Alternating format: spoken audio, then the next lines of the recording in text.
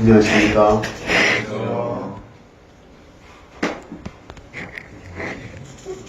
수성 경민목자님 가정이 예성이랑 같이 찬양하는 모습이 아름답습니다. 이렇게 가정이 하나가 되어서 주님을 찬양하는 것을 하나님도 기뻐하지 않을까 생각이 듭니다. 지금 오늘이 10월 마지막 주일입니다.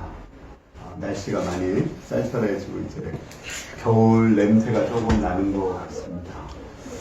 오늘 말씀은 이제 우리가 한 달에 한 번씩 지금 열왕기상 나가는데 오늘 말씀 열왕기상 말씀입니다. 요절 말씀은 6절입니다. 같이 한번 읽어보겠습니다. 시작. 만일 너희나 너희 자손이나 저토록부터 나를 쫓지 아니하며 내가 너희 앞에 둔 나의 계명과 법도를 지키지 아니하고 가서 다주신 성령 것을 상대하면. 오늘 말씀의 제목은 솔로몬에 대한 여호와의 경고입니다. 우리가 지금 열왕기서를 공부하고 있는데 그 열왕기서를 언제 썼다고 했죠? 이스라엘이 바벨론 포로기에 쓴 것입니다. 이스라엘이 바벨론 포로에 큰 고난을 받고 있으면서 이스라엘 역사를 다시 한번 쭉 정리를 하고 있습니다. 그 시기에서 오늘 말씀은 그 솔로몬 왕 때인데 솔로몬 왕 때는 그 이스라엘의 최고 번영기입니다. 그러나 그 솔로몬이 그 번영기가 포로기에서 이렇게 살펴보니까 이스라엘이 망하기 시작한 때가 바로 그 솔로몬의 그 영광의 그 때였습니다. 또 그 포로기에서 이렇게 생각해 보니까 그 지금 자신들이 포로에 있지만 그때는 하나님의 말씀이 있고 주의 종들이 많이 나타났습니다. 지금이 가장 영광스러운 때라는 것을 발견하게 됩니다. 우리는 오늘 말씀을 통해서 하나님 편에서 우리를 바라보는 것, 나 개인도 마찬가지고 우리나라 역사나 교회도 마찬가지입니다. 하나님 편에서 나를 바라보는 것이 사람들이 보는 시각하고는 정말 다르다 하는 것을 배울 수 있습니다. 우리가 하나님의 시각으로 우리나라 역사, 또 교회, 또 우리 자신을 바라볼 수 있기를 기도합니다. 1절과 2절 말씀을 오유한 준영 목사님 읽어보겠습니다. 솔로몬이 여호와의 성전과 왕국 건축하기를 마치며 자기가 이루기를 원하던 모든 것을 마친 때 여호와께서 전에 기브온에서 나타나신 같이 다시 솔로몬에게 나타나사. 솔로몬이 여호와의 성전을 7년에 걸쳐서 완성했습니다. 자기 왕궁은 몇 년에 걸쳐서 완성했죠? 13년. 도합 20년에 걸쳐서 완성을 했습니다. 그리고 예루살렘을 견고하게 하기 위해서 또 여러 가지 성읍을 건축했는데 그 성읍을 건축한 그 시간은 나오지 않고 있습니다. 하여간 본문에 보면 솔로몬이 자기가 원하는 것을 다 마쳤다 이렇게 말하고 있습니다. 자, 어떻습니까? 이제 솔로몬이 원하는 걸 다 했습니다. 이제는 내가 원하는 걸 다 했다. 이렇게 말할 수 있어요. 내가 원하는 걸 다 했다. 그러면 이제는 완전한 꽃길이 앞에 쫙 펼쳐져야 될 것 같습니다. 그리고 하나님도 이제 나타나서 솔로몬에게 엄청난 축복을 약속하셔야 될 것 같습니다. 그러나 오늘 말씀에 보면 하나님께서 이러한 모든 것이 다 이루어진 그때에 나타나서 솔로몬에게 경고를 하십니다. 내가 만약에 말씀에 순종하지 않으면 이 성전이라도 던져버리겠다고 말씀을 하십니다. 왜 하나님께서 이렇게 말씀하셨을까요? 우리가 자기가 원하는 모든 것을 다 이룰 때가 사실은 사단이 시험하는 때이기 때문에 그렇습니다. 우리가 다 이루고 나면 어때요? 마음이 편안해지고 안일해지죠. 그죠? 또 그 사단은 그때가 아주 적기라고 생각하고 그때를 노려서 하나님을 떠나도록 유혹을 합니다. 그러므로 우리는 자기가 원하는 모든 것을 다 이룬 때, 그 축복의 때, 그때 정말 깨어서 기도를 해야 됩니다. 그리고 고난을 받아야 됩니다. 이때가 정말 바짝 긴장을 할 때입니다. 근데 사람들은 그걸 모르기 때문에 사실은 그때가 굉장히 위험한 때입니다. 예를 들어서 6.25 때 우리 그 백마고지가 있었습니다.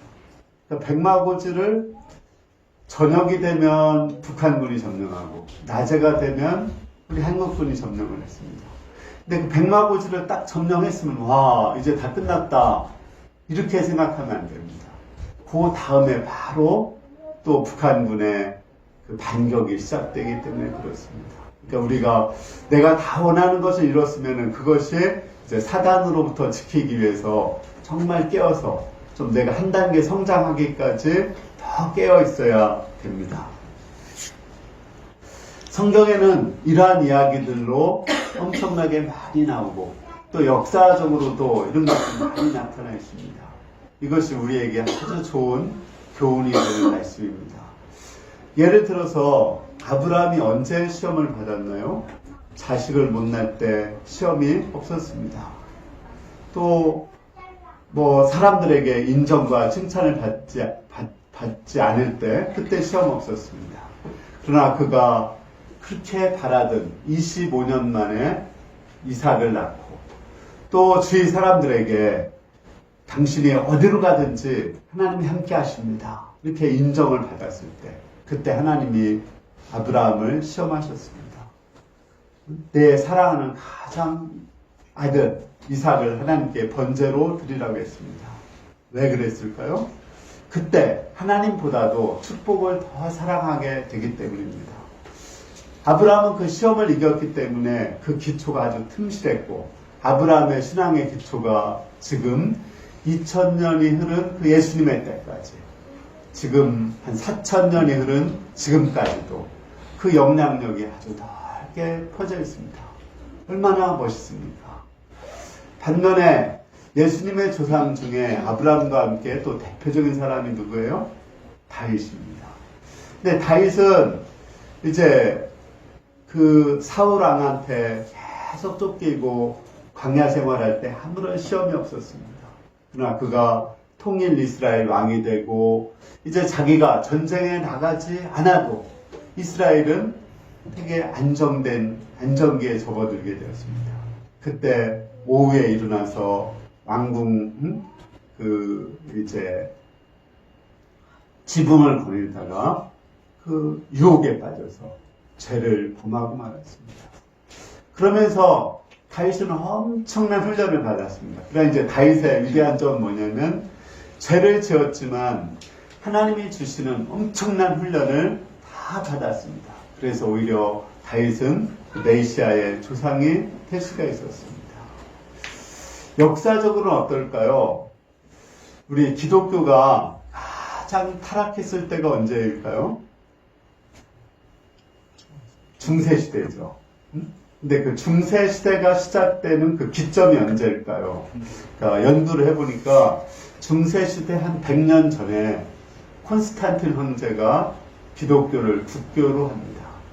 그러니까 기독교가 로마에 의해서 탄압되고 그 카타콤에 의해서 이렇게 굴 속에 탈을 때는 정말 살아있는 고기 같았습니다. 아주 막 생동감이 있었고 도덕성이 되게 높았고 영향력이 있고 빛과 소금이었습니다. 그러나 기독교를 국교로 공인하면서 이제 예수를 믿는 것이 핍박이 아니라 예수님을 믿으면 권력을 얻을 수가 있고 물질을 얻을 수가 있습니다. 그러니까 어떻게 될까요? 요즘에 공부 잘하는 사람들이 어디 많이 갑니까? 의대나 법대 이런 데 많이 가죠. 근데 그 당시는 공부 잘하는 사람이 신학과를 갔어요. 근데 예수는 안 믿어요. 예수는 안 믿는데 신학과를 가요. 권력과 부를 위해서. 그러니까 자연히 타락하지 않을 수가 없습니다. 그런 사람들이 나와서 신부가 되고 목사가 되는데 타락하지 않을 수가 없죠. 제가 우리나라 이제 기독교도 보면은 사실은 우리나라 기독교가 가장 생명력이 있고 살아있을 때가 언제일까요? 일제시대입니다. 또 6.25 때. 이때는 예수 믿으면 심사선배를 하지 않고 감옥에 갇혀야 됩니다. 그리고 6.25 때는 총살을 당하게 되었습니다. 그런 때는 정말 예수 믿는 것을 생명을 걸고 믿었기 때문에 믿음이 엄청나게 살아있었습니다. 생명력이 있었습니다.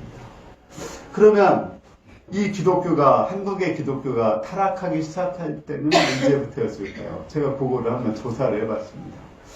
대부분 제 얘기가 아니라 일반적으로 1990년대를 전후해서 기독교는 쇠퇴하고 타락하기 시작했다. 이렇게 얘기를 합니다. 근데 그 1990년대에 무슨 일이 있었을까요? 김영삼 장로님께서 대통령이 되었습니다. 김영삼 장로님이 대통령이 되니까 와, 이제 기독교 장로가 대통령이 됐으니까 이제 기독교는 엄청나게 더 성장할 것이다 생각을 했습니다. 저도 김영삼 대통령을 찍었습니다. 그러나 사실은 그때부터 기독교는 타락했습니다. 왜냐하면 예수 믿는 것이 하나의 권력이 되고 교회에 나가는 것이 돈 버는 것이 되고 이렇게 되면은 그런 것은 아니죠. 그죠? 예수님을 믿는 것은 그래서 예수님을 우리가 믿는 것이 아닌데 그런 것하고 결탁을 하면서 기독교는 타락했습니다.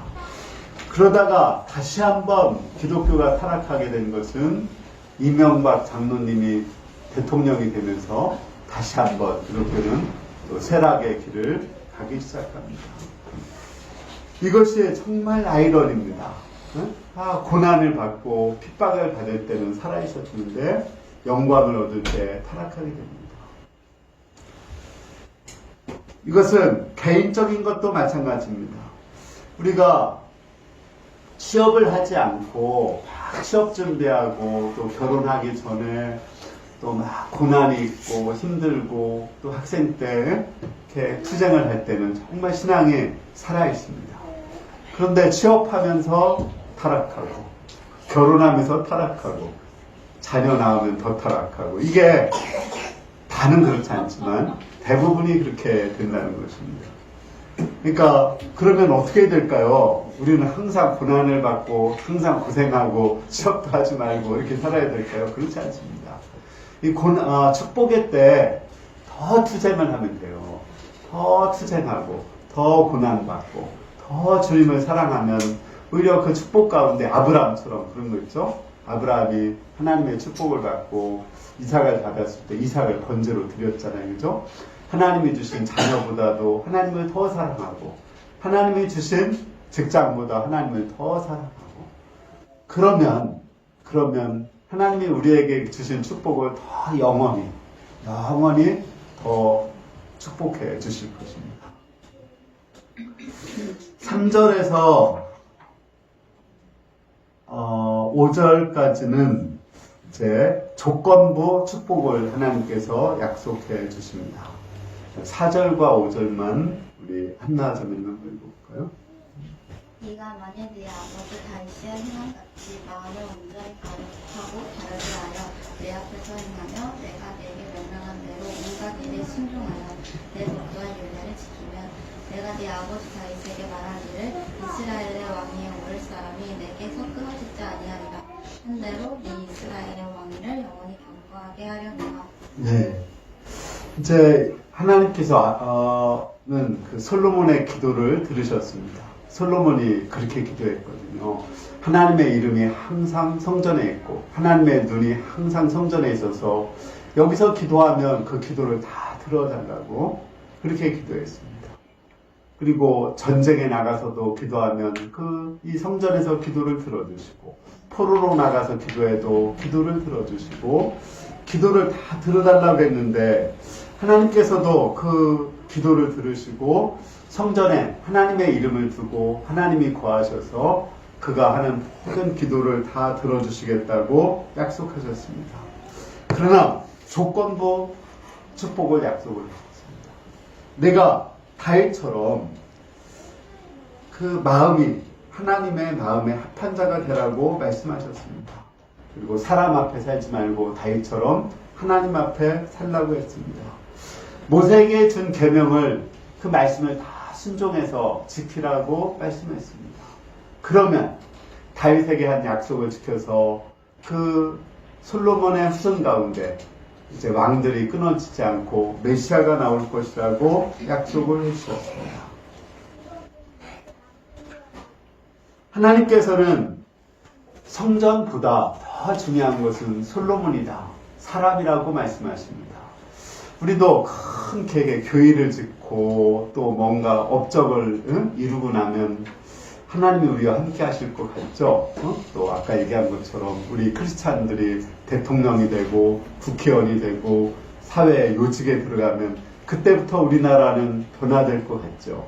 그렇지 않습니다. 아무리 큰 교회를 지어도 또 우리가 요직에 올라가더라도 그 사람이 바르게 되지 않으면 하나님이 축복하실 수가 없습니다. 하나님이 정말 주목하는 것은 건물이 아닙니다. 어느 자리에 앉아있느냐가 아닙니다. 그 사람의 마음입니다. 왜 그럴까요?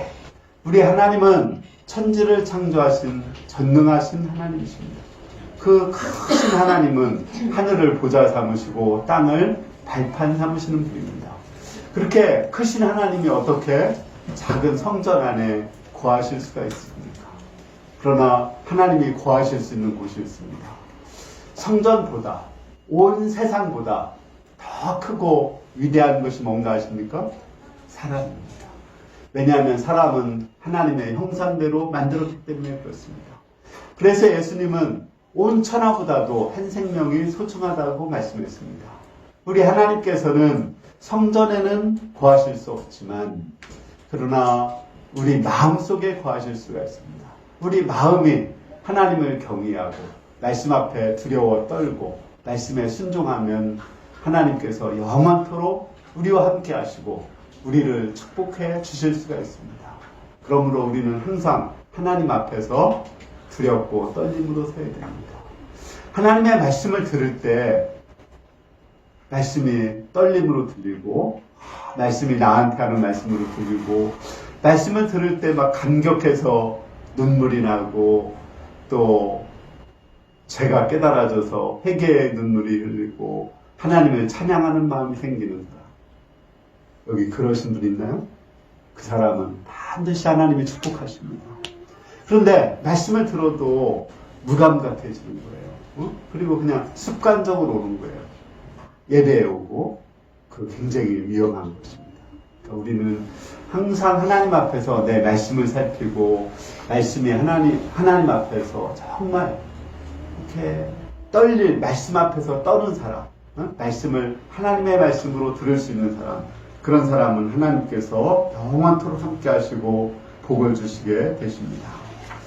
6절에서 7절까지는 9절까지는 이제 경고의 말씀을 주시고 있습니다. 6절과 7절을 우리 고아서 한번 읽어볼까요?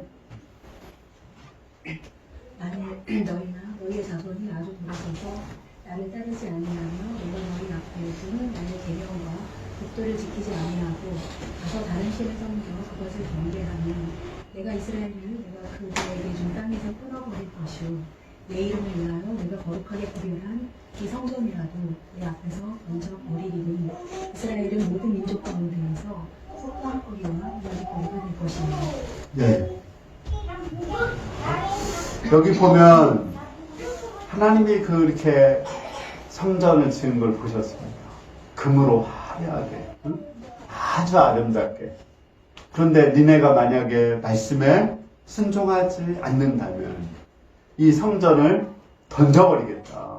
완전히 부숴버리겠다고 하십니다. 그리고 이스라엘 민족은 모든 민족 가운데 속담거리, 이야기거리, 조롱거리가 되게 한다고 말씀했습니다. 그러니까 근데 이렇게 말씀을 하셨는데 지금 이 열왕기서를 언제 기록했다고 했어요? 바벨론 포로에서.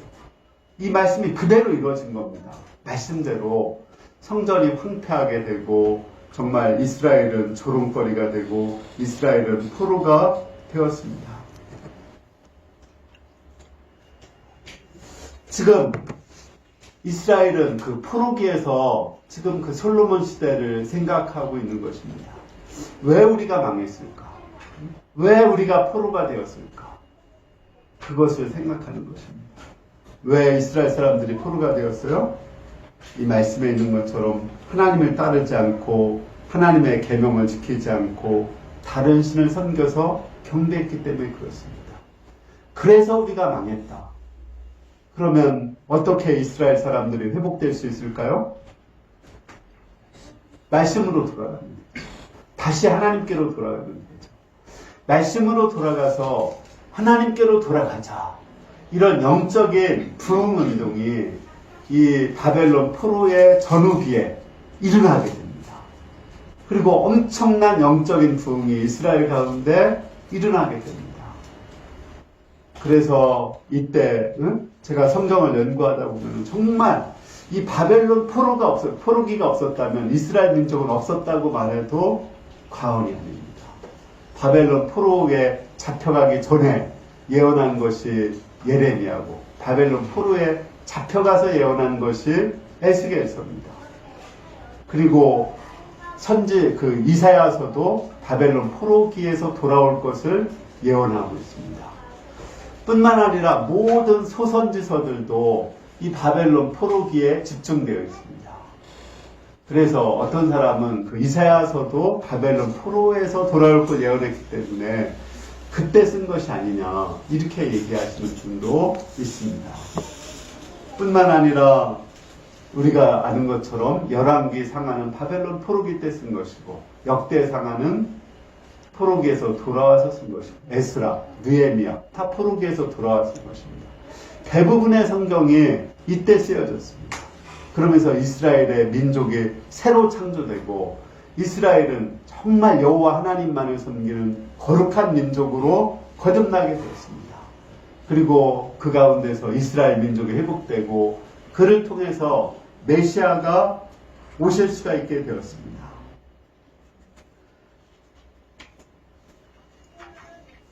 이를 통해서 볼 때 정말 회복과 부흥은 어떻게 이루어지는가 알 수가 있죠. 부흥이란 이스라엘이 솔로몬 왕국처럼 되는 게 부흥이 아닙니다.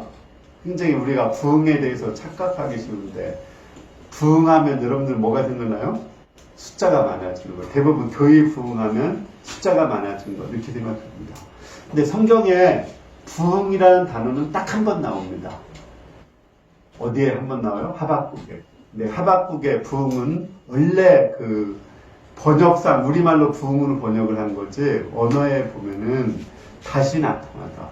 그런 하나님의 그 임재가 다시 나타나는 것입니다.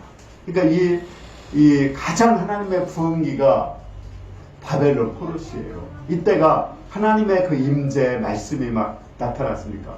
또 한 번의 부흥기는 언제였을까요? 이스라엘 백성이 출애굽하고 광야 때입니다. 왜냐하면 그 광야 시대 때 하나님이 임재하셔서 만나를 주셨고 메추라기를 주셨고 바다를 갈라지게 하셨고 10가지 재앙을 내렸습니다. 그게 부흥기입니다. 정말 우리가 이렇게 원래 부흥이라는 말을 잘못 쓰고 있는 거고 되게 어떤 성장주의 그런 것에 세상적인 가치관에 물드는 단어가 부흥이라는 말입니다. 우리는 진짜 부흥은 하나님의 임재가 있고 하나님의 살아계심이 있고 말씀이 풍성한 그런 때입니다. 그러니까 우리가 정말 부흥을 하려면 어떻게 해야 되겠어요? 말씀으로 돌아가야 됩니다. 말씀을 공부하고 또 기도를 더 많이 해서 하나님의 살아계심과 임재하심이 나타나는 것. 그때가 정말 부흥기입니다. 예를 들어서 우리가 지금 용준이가 아파서 병원에 있고 우리가 기도를 많이 하면서 지금 많이 좋아지고 있습니다. 하나님이 그 가운데 일을 하고 있습니다. 근데 어제 가서 보니까 글씨를 썼어요. 글씨를. 내가 전에 한번 카톡 쓴 거 봤는데 한 줄이 엉망이었는데 이번에는 글씨를 아주 또렷하게 썼어요. 하나님의 살아계심이 나타났습니다. 그러면 그게 부흥인 거예요. 하나님의 부흥이 지금 우리 가운데 이루어지고 있는 것입니다. 우리 UBF의 1960년대 UBF 운동도 성경으로 돌아가자. 그래, 우리 UBF의 구호가 뭔가 아시죠? 성서 한국, 세계 선교. 그러니까 이 한국을 성경으로 돌아가게 하자. 이런 운동에서 나온 게 UBF입니다. 지금 한국 기독교도 여러모로 욕을 얻어먹고 있습니다. 이런 때 우리가 다시 한번 부흥을 이루려면 성경으로 돌아가야 됩니다. 말씀을 사랑하고 60, 70년대 우리가 기도하던 것보다 더 깨어서 기도할 때 그러면 하나님이 부흥이 나타나게 될 줄을 믿습니다. 10절부터 보면은 이제 또 솔로몬이 계속적으로 타락하는 모습을 보여주고 있습니다. 10절에서 14절에 보면 솔로몬이 히람 왕한테 드로왕 히람에게 갑을 땅을 주는 것이 나옵니다. 우리 12절과 13절을 상리 목자님과 읽어보겠습니다. 히람이 두로에서 와서 솔로몬이 자기에게 준 성읍들을 보고 눈에 들지 아니하여 이르기를 내 형제여 내게 준 이 성읍들이 이러한가 하고 이름하여 갑을 땅이라 하였더니 그 이름이 오늘까지 있느니라. 예. 두로왕 히람은 솔로몬이 성전과 왕궁을 건축할 때 그 두로 지방이 백향목이 잘 많이 나거든요. 그래 백향목도 보내고 돌멩이도 보내고 또 금도 제공했습니다. 솔로몬은 감사의 표시로 두로왕에게 갈릴리의 수모 성읍을 주었습니다. 근데 사실은 그 갈릴리의 그 성읍이 변방 지방이거든요. 그래 우리 성경에도 나오죠. 갈릴리는 멸시받는 땅이다. 그러니까 좀 약간 부가치하고 멸시받는 땅이에요.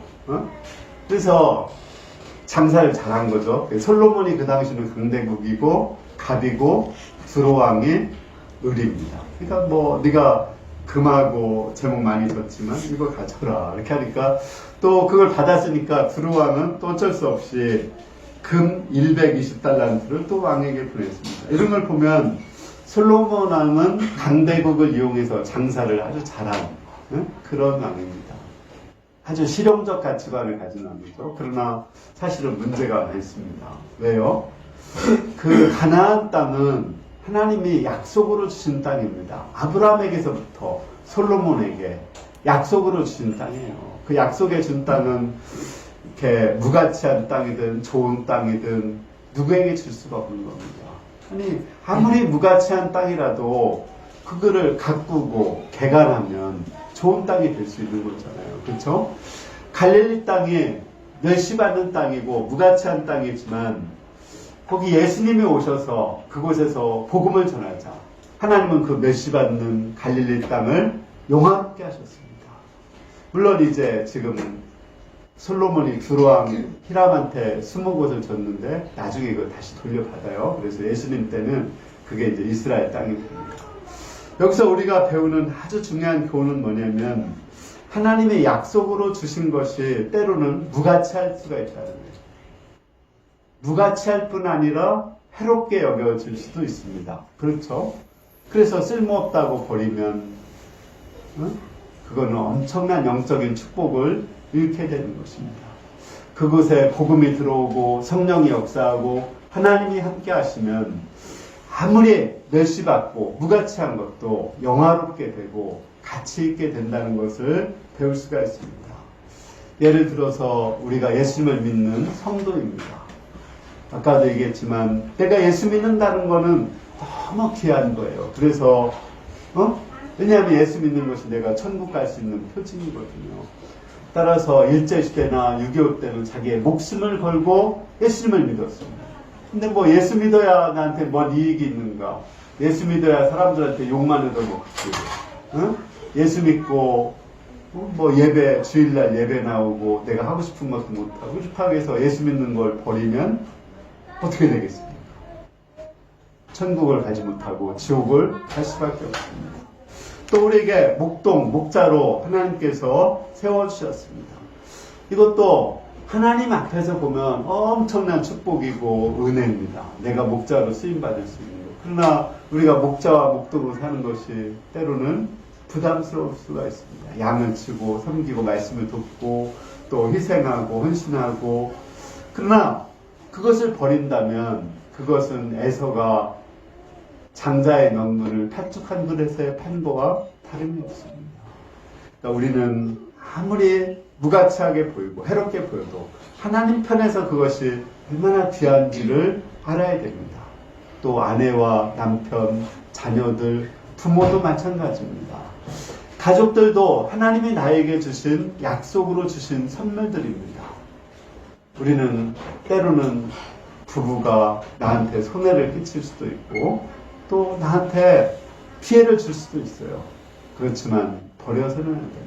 우리는 그를 잘 참고 기도하면 하나님의 성령이 역사하고 복음의 빛이 비치면 하나님께서 그것을 아주 영화롭게 만들어 주시는 것을 알 수 있습니다. 15절에서 19절까지는 이제 솔로몬이 역군을 일으킨 것이 나옵니다. 역군이라는 것은 그 일꾼들, 노동하는 그 사람들, 뭐 그런 뜻입니다. 우리 15절을, 현주 전명 읽어줄까요?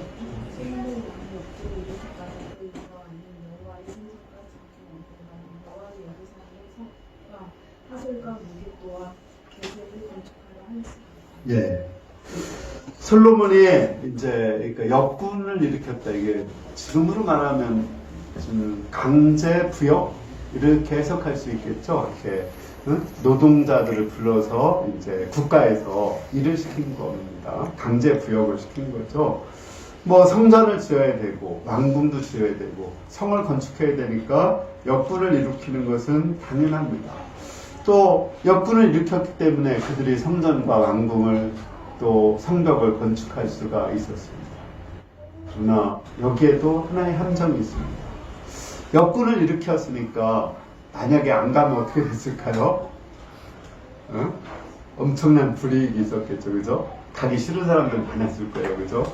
자기 일하느라고 또 가족도 먹고 살기 힘든데 거기 가서 부역을 하려면은 굉장히 힘들고 할 수 없지만 안 가면 그 이스라엘에서 엄청난 불이익이 있으니까 울며 겨자 먹기로 간 사람도 아닐 것입니다. 물론 기쁨으로 간 사람도 또 일부는 있었을 것입니다. 근데 이 역군에 참여한 사람들이 대부분은 자기가 원해서 가기보다도 좀 강제성이 있어서 갔습니다. 그래서 이제 이 사람들이 나중에 솔로몬 왕이 죽으니까 이렇게 불만을 터뜨리고 또 우리의 그런 부역을 감해달라 이렇게 하는데 르호보암 왕이 아니다. 솔로몬보다 나는 더 역군을 일으키겠다 이렇게 하자 북이스라엘의 10지파가 나눠져서 남북 분단이 됩니다. 물론 지금은 뭐 별로 문제가 없어 보여요. 그죠? 그러니까 여기서 우리가 하나 배우는 것은 하나님의 역사는 자원하는 역사여야 된다는 것입니다. 우리가 이번 여름 수양이 섬길 때 모든 것을 자원해서 섬겼으면 너무 아름답고 행복했습니다. 우리 가을 수양이 이제 얼마 앞두고 있는데 정말 자원해서 섬겨야 됩니다. 거기 가고 또는 가서 무엇을 하느냐 그것도 중요하지만 그러나 더 중요한 것은 자원함을 하는 것입니다. 우리가 하나님의 일을 하는 것은 정말 아름다운 것입니다. 그렇지만 자원함으로 하지 않는 것은 하나님의 역사가 아닙니다. 어떻게 생각합니까? 내가 정말 원하지 않아서 지옥 간다면 하나님은 가라고 할까요? 하지 말라고 할까요? 가라고 하십니다. 왜냐하면 자유의지를 더 존중하니까. 그러니까 정말 천국을 가는 것도 내가 정말 원해서 가는 사람, 내가 정말 원해서 하나님을 섬기는 사람, 그런 사람을 하나님은 원하십니다. 우리가 저도 조금 옛날에 60년대, 60년대 자라서 좀 강제적인 것이 많았거든요. 제가 회개 많이 하고 이제 정말 우리 모임이 자원해서 기쁨으로 등록을 하는 것도 이렇게 우리가 자원해서 하고 모든 섬기는 것을 자원해서 하기를 원합니다. 내가 정말 원해서 하면 비록 게임을 하더라도 밤새 막 게임을 하더라도 내가 진짜 원해서 하면은 피해의식도 없고 원망도 없고 불만도 없고 나 게임했다고 반역을 일으키고 이렇게 하지 않습니다. 왜? 지가 원해서 했으니까. 그냥 좋아서 해야 되는 거예요. 뭐든지. 근데 하나님의 일이 좋다고 해서 그냥 강요해서는 안 돼. 그러니까 우리가 부모들이 특히 자녀들 키울 때 굉장히 그게 어렵거든요. 스스로 자원하는 마음을 일으키도록 하는 거 굉장히 중요합니다. 하나님을 섬기는 걸 가르쳐야 되지만 자원해서 하도록 하는 것을 하는 것, 그것이 하나님의 역사입니다. 그렇지 않으면 우리 어린애들도 이제 자립하기 전까지 한 중고등학교까지는 그래도 교육하네요. 그러면은 대학교 가고 군대 가면 다 떠납니다. 아무도 안 가요. 지금 우리나라가 좀 그런 현상이 약간 있거든요. 자원에서 기쁨으로 하나님 섬기는 게 얼마나 좋은 건데, 응? 하나님 섬겨서 나도 매를 맞으면서도 하나님을 섬겼는데, 응? 요즘에는 하나님 안 믿으면 매 맞아. 이렇게 이게 굉장히 문제가 있는 겁니다. 20절에서 22절까지 했죠. 그 다음에 23절에서 25절까지는 다루의 딸을 위해서 밀로를 건축하는 것이 나오고 있습니다. 우리 23절하고 24절만 진호 목사님 읽어주시겠습니다. 솔로몬에게 이를 감독하는 우두머리 550명이 있어 일하는 백성을 다스렸더라. 다루의 딸이 다윗 성에서부터 올라와 솔로몬이 그를 위하여 건축한 궁에 이를 때 솔로몬이 밀로를 건축하였더라. 예. 솔로몬 왕은 뭐 이렇게 다른 그 왕비들이 굉장히 많았거든요. 한 뭐 1000명 정도 되거든요, 궁녀들이. 응? 근데 그 사람들 위해서 이렇게 왕궁을 건축해주지 않았는데, 특히 바로의 딸, 그러니까 애굽의 공주죠. 애굽의 공주를 위해서는 그 솔로몬 왕궁 바로 뒤에다가 궁전을 지어주고, 또 성도 그 솔로몬의, 응? 그 솔로몬은 바로의 딸을 위해서 그 성까지도 이렇게 만들어 주었습니다. 왜 특별히 많은 그 왕비들 가운데 바로의 딸만을 위해서 이렇게 해줬을까요? 그 당시에 애굽이 최강대국이었습니다. 이스라엘 주위에서는 뭐 그 당시에 뭐 아수르라든지 이런 나라는 아직 일어나기 전이거든요. 이제 아수르는 애굽이 이렇게 지면서 일어난 게 아수르고, 아수르가 지면서 일어난 게 바벨론, 페르시아 이렇게 되거든요. 그러니까 이 애굽이 가장 큰 나라예요. 그러니까 지금으로 말하면 미국 같은 나라입니다. 그러니까 우리나라에 온 대사들이 많이 있지만 미국 대사 특별 대우합니다. 어? 왜냐하면 우리가 미국을 의지하기 때문에, 또 미국에 많은 돈을 우리가 줍니다. 마찬가지로 솔로몬은 정말 뭐 이게 자연스럽고 당연한 것 같잖아요, 그죠? 그렇지만 그렇지 않습니다. 이 나라는 하나님의 나라의 모형이거든요. 하나님을 믿는 나라라면 애굽을 의지하지 말고 하나님을 의지해야 됩니다. 이스라엘이 망한 이유는 두 가지인데, 첫째는 애굽 왕을 의지해서 망했고, 또 하나는 우상 숭배에서 망한 거예요. 우상을 섬기고 애굽 왕을 의지하다가 망한 것입니다. 우리가 정말 망하지 않으려면 오직 하나님만을 의지하는 거예요. 사람 덕보려고 하지 말고, 강대국 덕보려고 하지 말고, 응? 내가 가지고 있는 돈을 의지하지 말고, 오직 하나님만을 의지할 때 하나님이 우리와 함께 하시고 우리를 돌보실 수가 있습니다. 그러면서도 그 뒤에 보면 솔로몬은 하나님께 절기를 따라서 예배를 드렸습니다. 오순절, 2월절, 초막절 때 다 예배를 드리고, 또 하나님께 예물도 많이 드렸습니다. 겉으로 보면 신앙생활 잘하는 것 같아요. 응? 매번 주일날 예배 드리고 안식일 지키고 헌금도 많이 드리고 굉장히 신앙생활 잘하는 것 같아요. 그러나 마음 중심에는 하나님보다 강대국을 의지하고 있습니다. 우리는 마음 중심이 중요하다는 것을 알 수가 있습니다. 26절에서 28절에 보면 솔로몬의 친구 히람에 대해서 나오고 있습니다. 우리 27절과 28절을 마감 좀 한번 읽어주세요. 히람이 자기 종 곧 바다에 익숙한 상공들을 솔로몬의 종과 함께 그 배로 보내매 그들이 우빌에 이르러 여기서 금 420달란트를 얻고 솔로몬 왕에게로 가져왔더라. 예. 히람은 아까 이제 그 갑을 땅 받았는데도 이제 솔로몬이 배를 만들으니까 그 배를 만드는데 거기는 이제 그 드로아 시돈 지방이 해안가이기 때문에 예, 배를 잘 만듭니다. 예, 기술자도 보내고 또 다 만들었을 때는 보면 금도 많이 보내서 도와주었습니다. 금 420달란트.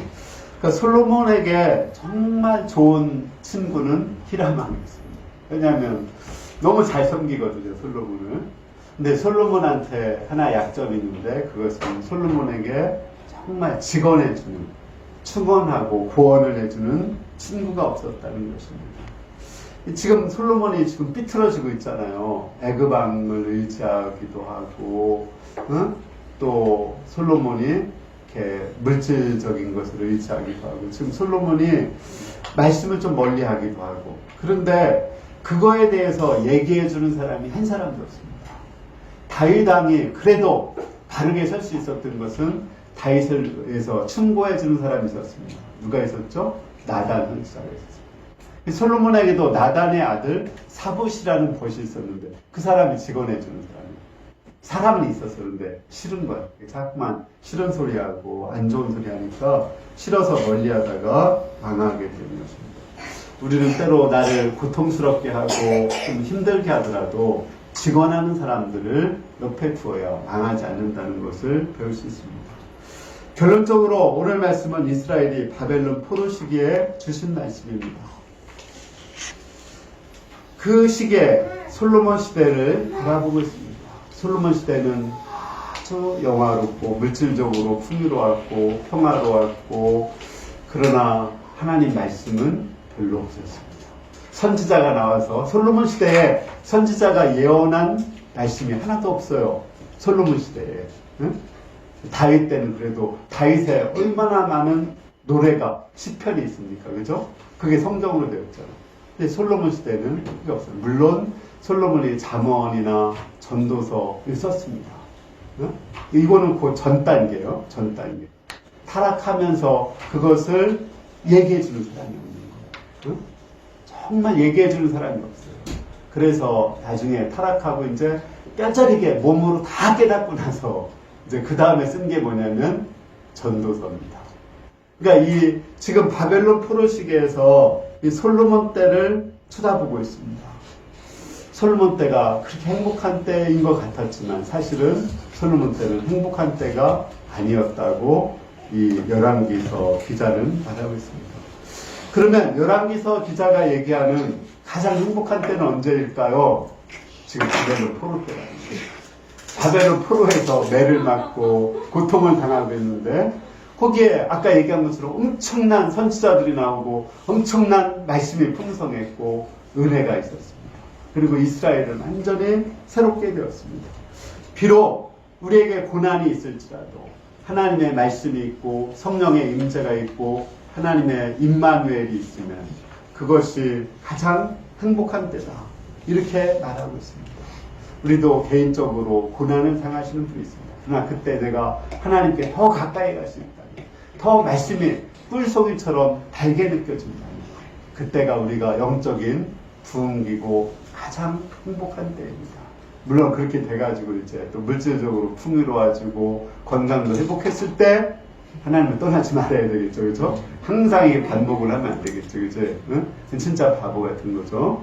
그러니까 우리가 항상 힘들 때만 하나님을 찾는 건 바보죠. 응? 반면에 지금 우리나라는 정말 이 90년대 이후로 지금 이제 한 20년 흘렀는데 아주 풍요를 누리고 있어요. 지금 우리나라가 전 세계적으로 보면 엄청나게 물질적으로 풍요를 누리고 있고 기독교도 사실은 쇠퇴하고 있지만 그래도 아직까지는 교회 안에 물질이 풍성합니다. 그러나 지금이 교회적으로는 엄청난 위기입니다.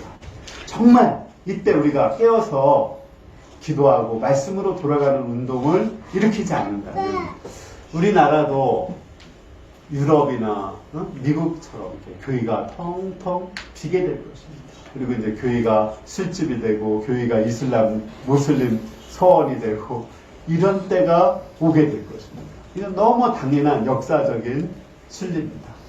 우리가 정말 살아서 정말 우리 교회가 살아있어서 이 시대에 빛과 되고 소금이 되는 그러한 이 시대에 좋은 영향력을 미치는 그런 교회가 될 수 있기를 기도합니다.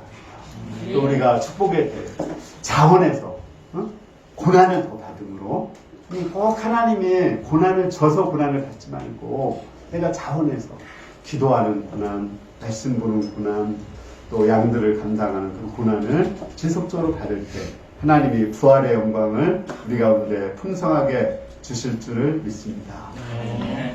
오늘 말씀 생각하고 지금까지